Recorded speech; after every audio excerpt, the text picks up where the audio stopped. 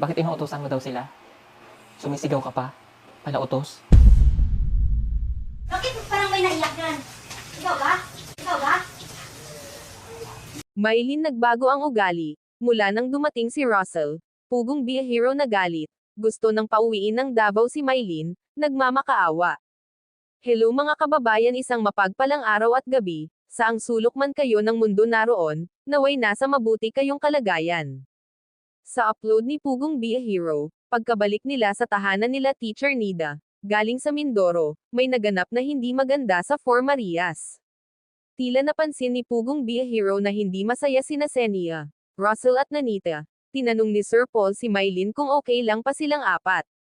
Ang sabi na may okay lang sila, tinanong din niya ang tatlo, sumagot si Senia na hindi okay.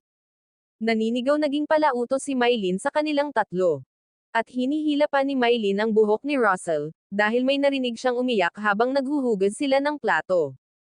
Ayon nilapitan at hinila ang buhok nito, panay utos ang ginagawa ni Maylin sa kanilang tatlo.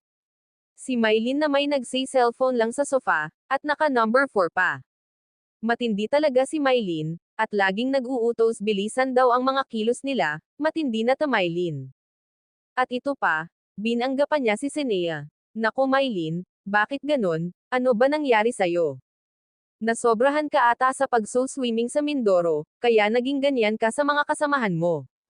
Nakulagot ka ni Daddy Paul mo, tiyak mapauwi ka na niya ng Davao, at ayon nga review ni Pugong Be a Hero ang CCTV nila, at totoo nga lahat ng sumbong nila Senea, kaya yun pinagsabihan si Maylin, ni Pugong Be a Hero na nga kung hindi nauulit at umiyak pa ito, nakaluhod sa harap ng Daddy Paul niya, yun pala ay isang malaking prank lang ang lahat, ang galing ng aktingan nila Best Actress ang Four Marias, syempre magaling din ang nagtuturo, walang iba kundi si Teacher Nida. Gusto na kita pauwiin.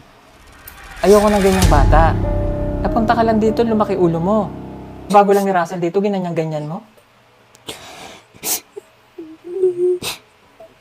Sorry po, Daddy Paul. Parang awa mo na gusto ko po mag-aral. Wala na. Sinayang mo lang. Uwi ka na ng Davao.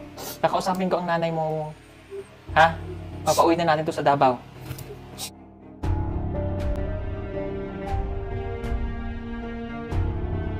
Parang awa mo na po. It's a